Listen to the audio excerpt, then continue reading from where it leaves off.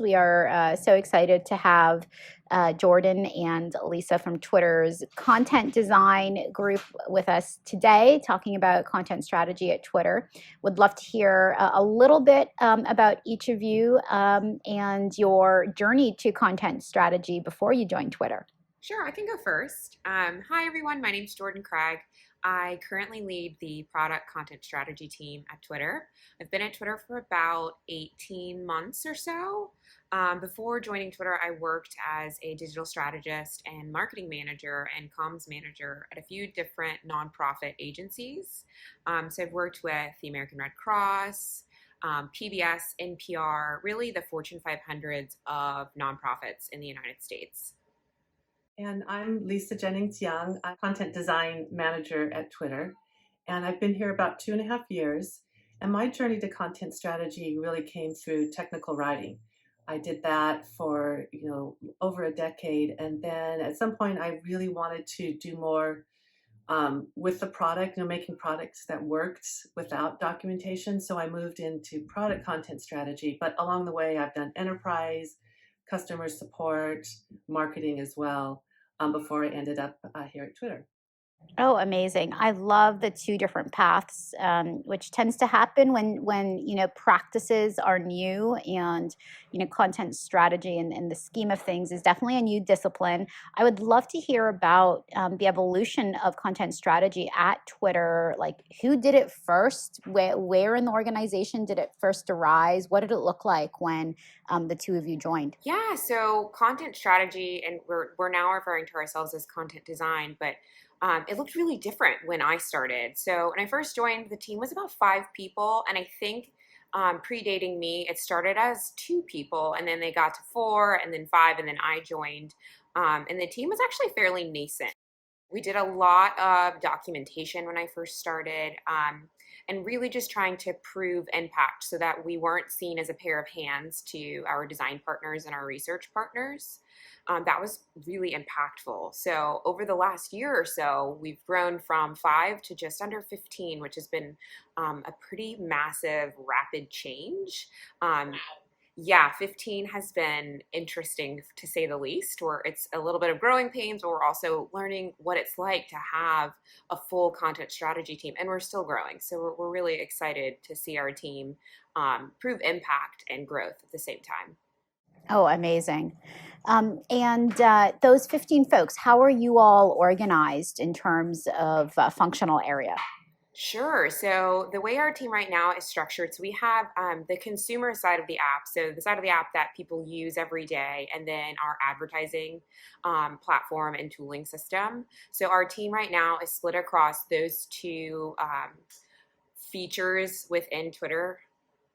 So there's roughly 7 or 8 on the participation side and 6, but we're growing on the advertising tooling side at the moment. When I started, there were 2 content strategists, and I was the third. And at that time, the work was primarily editorial in nature. We call it kind of filling in the boxes because there just wasn't enough of us to go around. They just, in terms of contributing, like we want to the experience design, developing processes, researching new tools, or to think how to structure content for scaling. And so those were some of the things when I was hired as the third person, we had a little more bandwidth to work on those things. The other thing I forgot to mention is that we now have an accessibility content strategist who sits across both initiatives within Twitter. So that's been really interesting and awesome to be able to add that to our team. Because before we were definitely thinking about it, it was top of mind, but now we feel like we have someone that really represents that expertise. I love that so much. Any other roles among the team of 15 that you feel are, by virtue of having a more fully fleshed out team, any roles? I mean, I definitely think that an accessibility content strategist is probably the newest addition to like the roster of specializations. Any other ones that you think folks would be interested in? I'd love to add a design systems content strategist, someone that really works on component work, helps us really build out those processes and the ways that we structure our features and our components. That would be lovely to add to our team. And it's definitely something that I think we're getting really close to doing. But I'd love to hear Lisa's perspective on this. Yeah, that would be amazing. Someone who could focus on, everything from character count, line length for the different components. Right now, we write for web. We write once. We write one set of strings for web, iOS, and Android. But given the different technology behind them, the requirements are slightly different. So having someone to be able to lay that out in the beginning and document all that, we could work a lot faster once we get there. Oh, I love that so much. What are the biggest content strategy challenges that you faced over the past couple of years of building up and managing the team, Jordan? Ooh, the biggest challenges I'd say is just having a priority list. When I first started, the team was kind of working on a little bit of everything. And so everyone felt really stretched thin. I feel like a lot of people on the team were having a hard time pushing back, saying no, and really just being strategic about the work that they needed to work on. And since joining the team, we've really started to lean heavily on a unified project list that has our strategic priorities and what we want to focus on for the next year. Essentially, we have narrowed it down to only working on priority 1 and priority 0 projects at Twitter, which just basically means, the highest priority projects within the app, within our responsive website.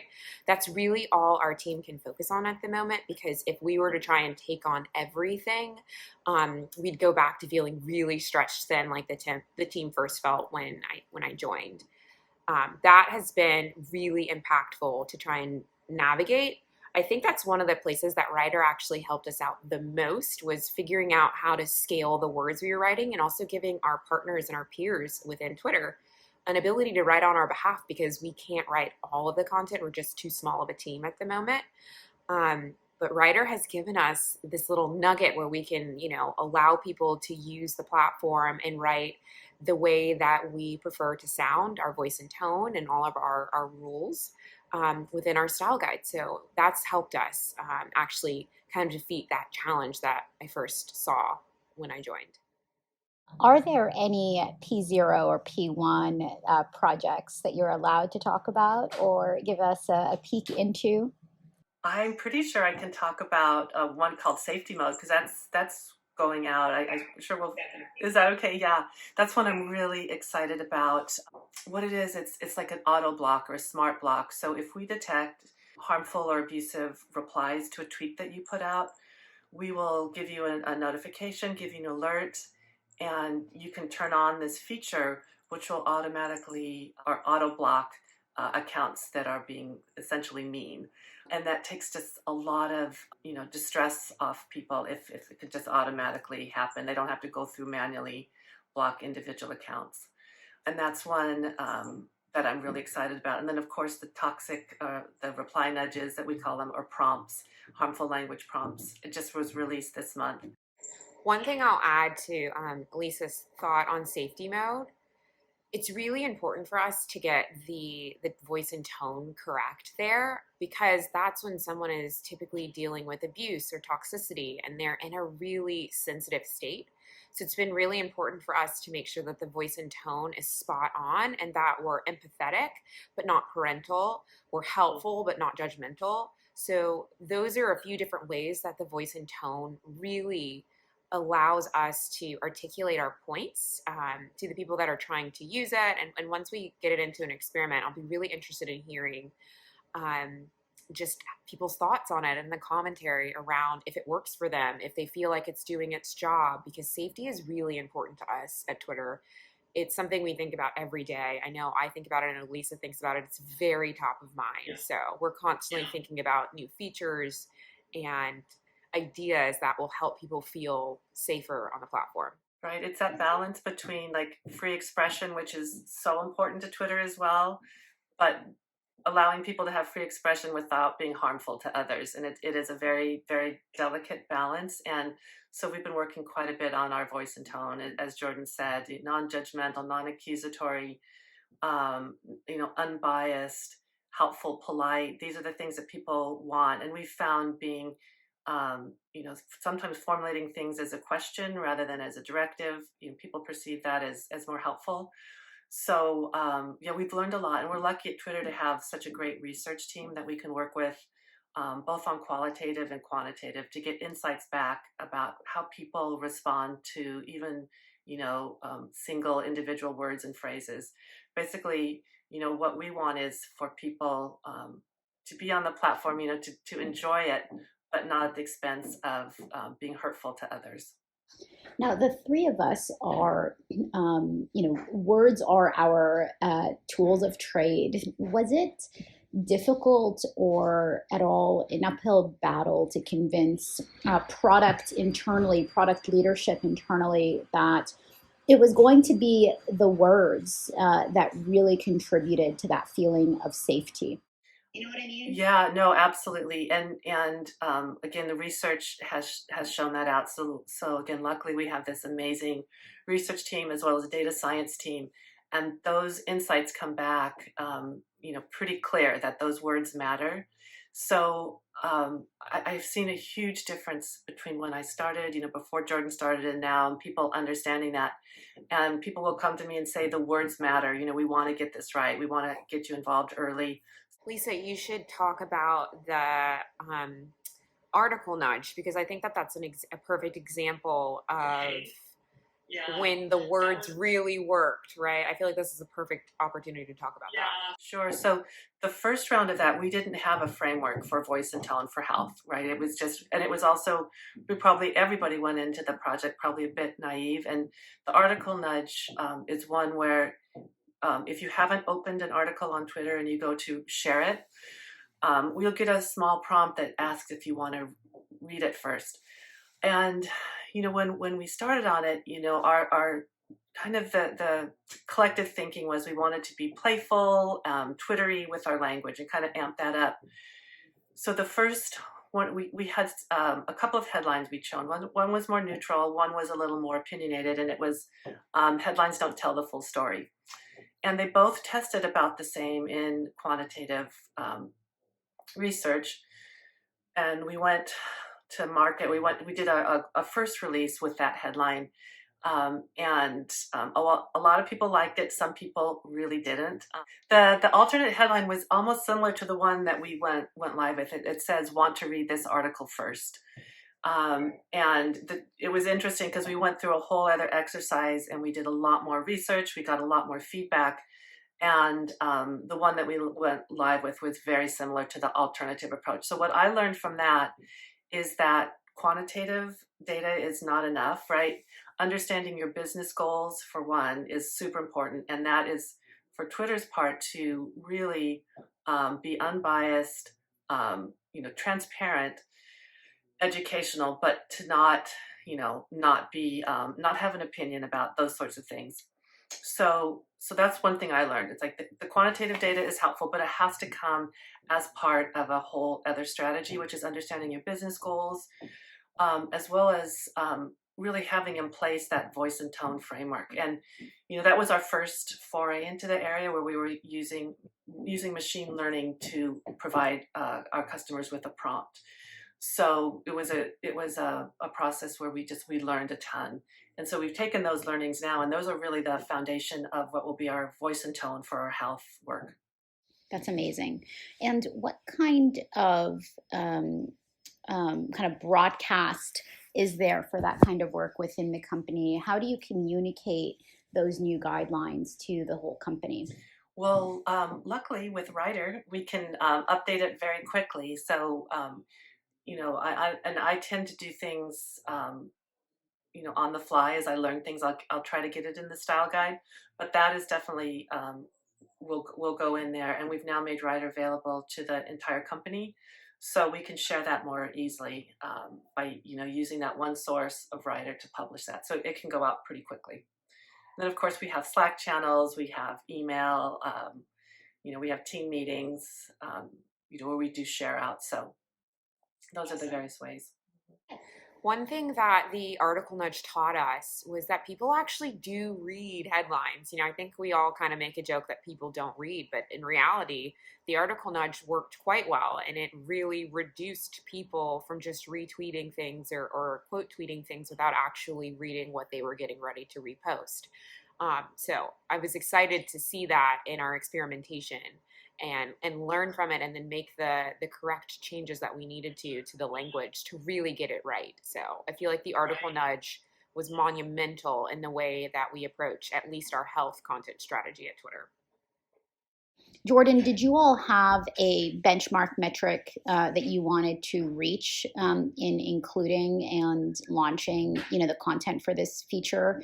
What retweets without opening the links was, and it's okay if you can't tell us, but was there like a differential that you were shooting for as a content design team?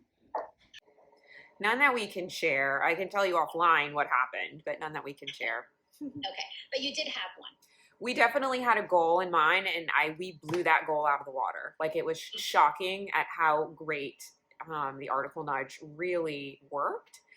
And then in seeing the article nudge work so well, that we applied that same thought process to some of our other nudges that Lisa was just referring to, right? Like our toxicity nudges and safety mode. We started to apply some of the same thinking regarding the way we talk to people on the app. I think it's really opened our eyes to how people don't want to accidentally break the rules, and it's really on us to teach them the right way. And so if we can get them to slow down or pause or just really think through, it has, the desired behavior that I think we would love to see on the app.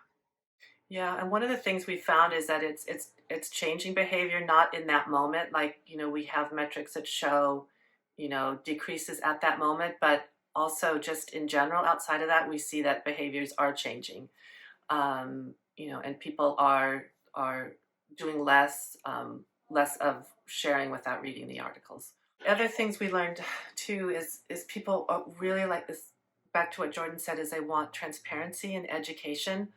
So this is something new, and we've actually gotten quite good feedback on this as well, as being more transparent about why we're doing the things we're doing, and talking about the technology we're using, as well as admitting that it's not perfect and we're learning and we want to hear back from people. So, Jordan and Lisa, are there any words or phrases that through your research in your safety priority where you were really surprised at how folks interpret certain words or phrases?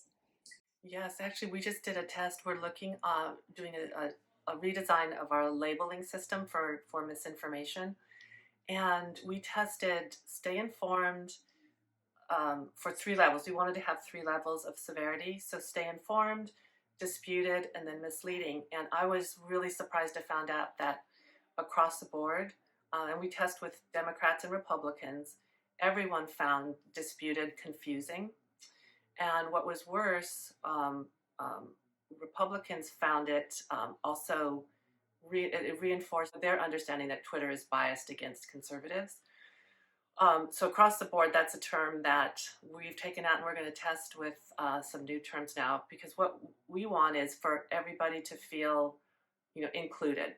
And even, as Jordan said, people do read. Those individual words matter, and words like disputed, didn't play well. Get the facts also doesn't play well.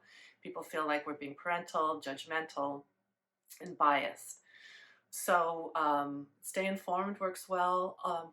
Misleading, we tested that as well. Even though everybody felt like that was a bit harsh, it was very clear. So that's probably one we'll continue to use on the platform when it's a really severe situation, like real world harm.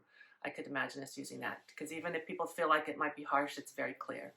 But we definitely will not go forward with disputed. Something that surprised me in learning just the ropes at Twitter and the way our voice and tone works is we have this scale that we prefer to write within, and it's from functional to fun, right? So within health, we're obviously teetering more on like the functional side, really explaining to people what things mean, what this means for them, Whereas in some of our other parts of the app, we can be a little more fun and a little more jovial. And so it's a really delicate line learning where we can have fun and people will really like get into it and give us good feedback versus when we need to just be purely functional. It's something that we work on frequently with like our design partners and our PM partners as well. But it's been really interesting seeing where that line is drawn because if you cross it, people get really uncomfortable and it shows up in feedback, or conversely, it shows up with more clicks to the help center, or people don't understand what we're actually trying to say. So it's been a fascinating journey to figure out what that line is and how we can um, appropriately make sure things are fun and functional at the same time. And really is what one of the things we're working on now is kind of laying out where in the app we can be more fun and where it needs to be more functional. And for the health area, we don't want to be boring as well, even though playful, we've heard time and time again, that's not the place to be playful. People are either distressed or they're confused. But we're working on things like helpful, um, trustworthy, transparent, warm, and then probably our top edge, something along that lines of optimistic. And, you know, we probably as far to the playful side as we would go in the health area. And you all are just proving that like content design is experience design, it's psychology design, it's well-being design, it's community design. It really all starts with the words define the environment. Yeah, some of the things we have to think of, and it's remarkable to get down to one or two phrases. I mean, we think about obviously user insights, both qualitative and quantitative. What is our business trying to achieve? What resonates with our customers? Can it be localized? Is it accessible? Does it meet design requirements? Is it like too long or too short? Um, is it does it expose us to liability? So we work with our legal team. So there's many considerations that we have, including just the simple like plain language. We want to write between a fifth, seventh grade level. So there's a lot of things that we consider when we choose every word. I'd love to, hear in your own words what does enterprise-wide content strategy or design mean at Twitter? We're really starting our first try now that we've kind of built out our experience team, the product development team.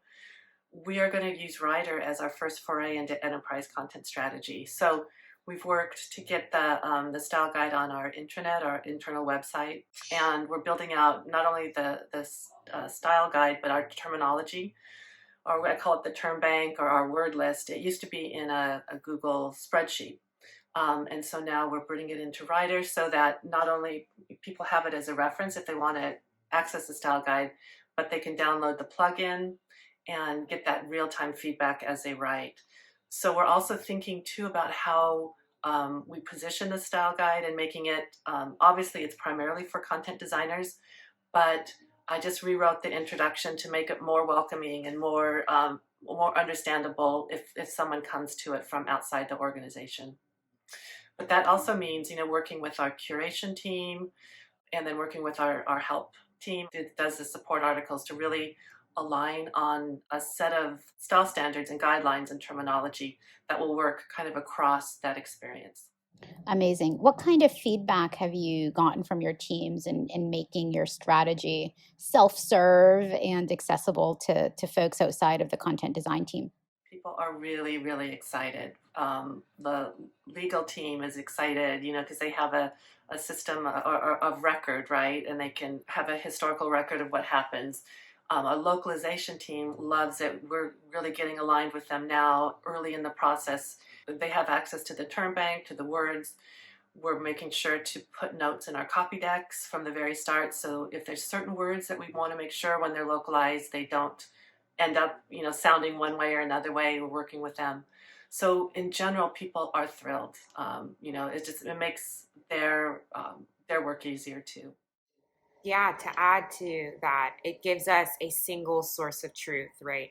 We have different style guides within Twitter. So within content design, we have our style guide, our voice and tone. But then the brand team also has their style guide and their voice and tone.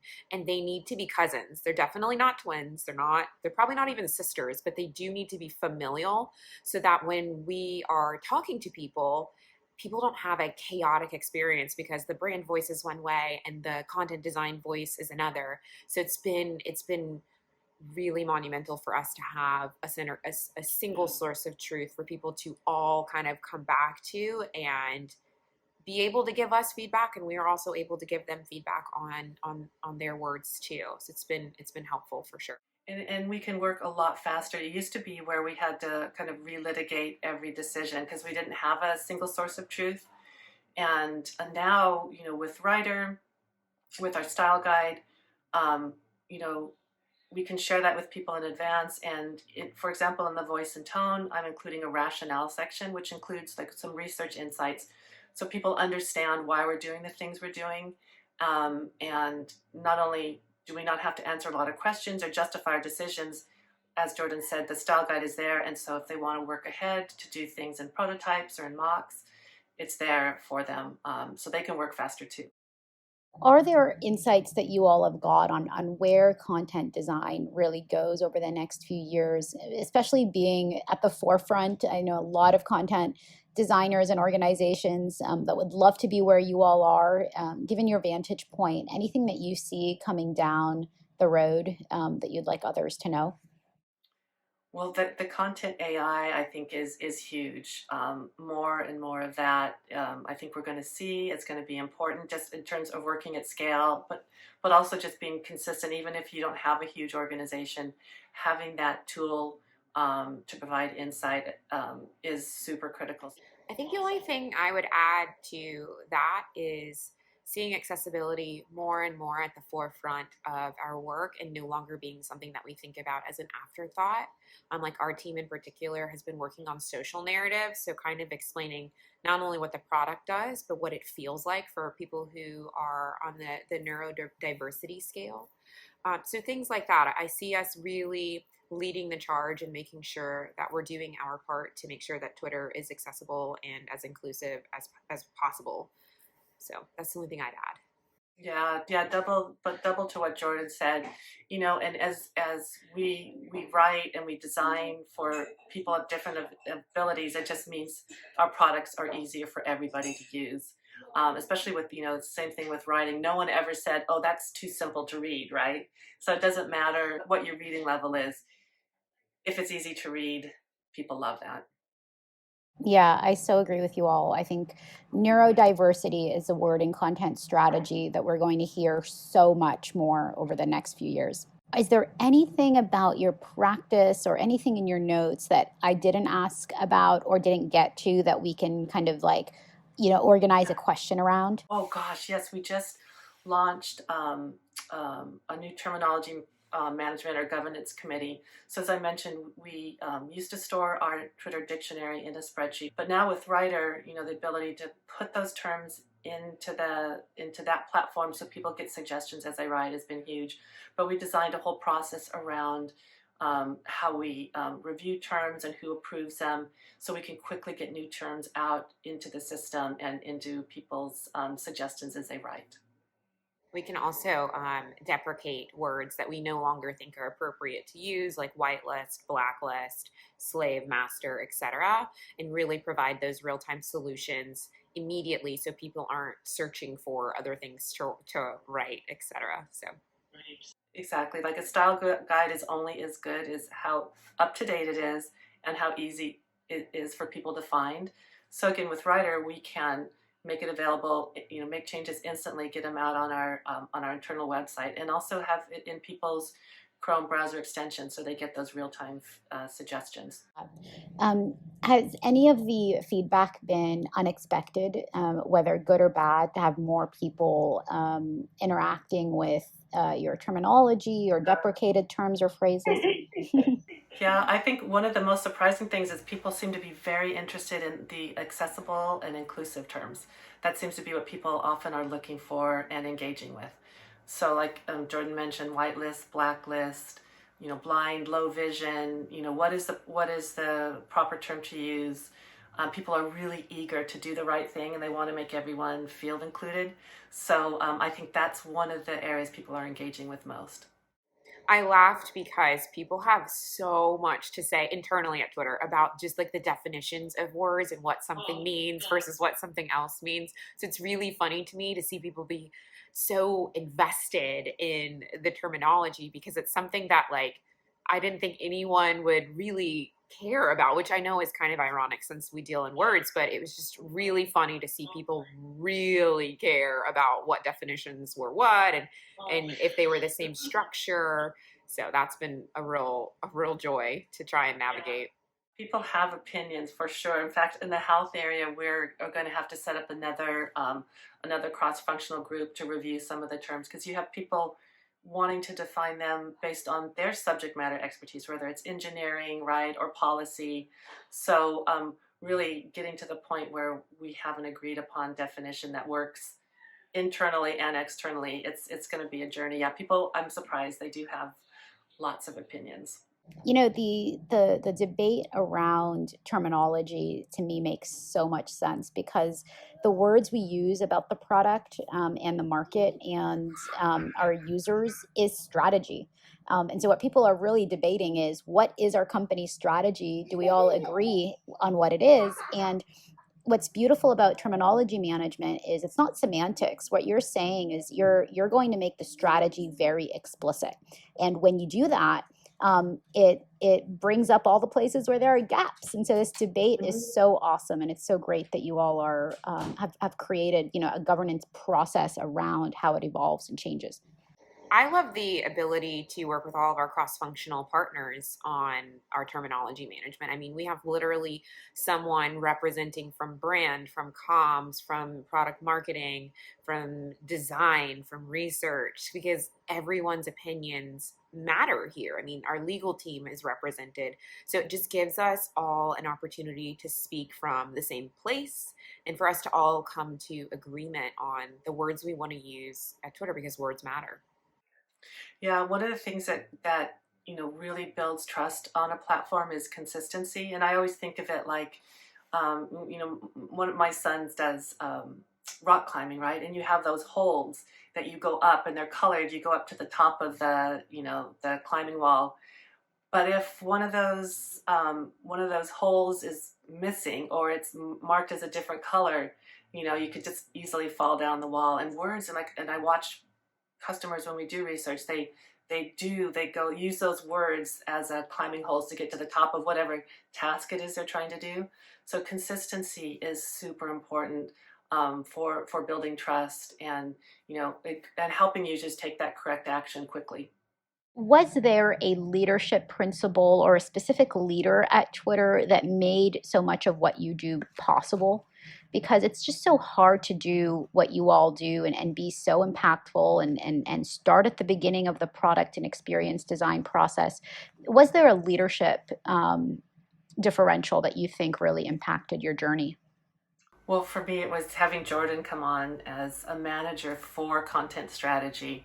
One of Jordan's many, many strengths is her ability to make connections and build relationships, and make sure we're in the room when we need to be. So having a dedicated content design manager change, it's game changing. In my career, I've usually reported into design manager. I've reported into engineering. I've reported into marketing. Lots of different places. But having that one person there to lead the team is, it's a game changer. That's so nice. I would say that Dantley is the person in the leadership role that's really made a huge difference in just the way the content design team is structured, right? My role didn't exist, and he started and decided that we needed a manager to really manage the team and grow the practice, and he has fully funded us. He has believed in us. He's given us the ability to have these tools and to grow and to be able to be impactful and to also be in the right rooms. Because without him, like I said, my role wouldn't exist, and we would not have been able to grow as quickly as we have been, even in a pandemic, which is just beyond my wildest dreams. So I'm forever grateful for the opportunity to work with him. He's very inspiring to work under. One last thing I would love to say, I don't know if this will fit into the interview, but obviously we all know words matter, but people do read. We hear this sometimes. People will flippantly say, oh, no one reads, but people do read. Like we see it in, user studies and qualitative and quantitative, and even the smallest word matters. Although, people aren't going to read a long paragraph, they for sure read the headline, they'll read link text, they read buttons, and then they do tend to skim the rest. But those, individual words and phrases make a huge impact on whether you're meeting your customer needs and your business goals. So that microcopy matters, words matter, and people do read. I love that. I couldn't agree more. We so appreciate your partnership and your time. And yeah, I just, the product likewise, May. Thank you so much. We really appreciate you. There's like I gotta say, one tool to rule them all. It's like having one multi-purpose tool that allows us to do so many of these things is also a game changer. So we are really appreciative of you. It's the feeling is very mutual, and we love ideating and shipping features that make the experience for admins and for end users better. And I'm really excited about the roadmap over the next few months. So thank you also for all of your feedback and continued support.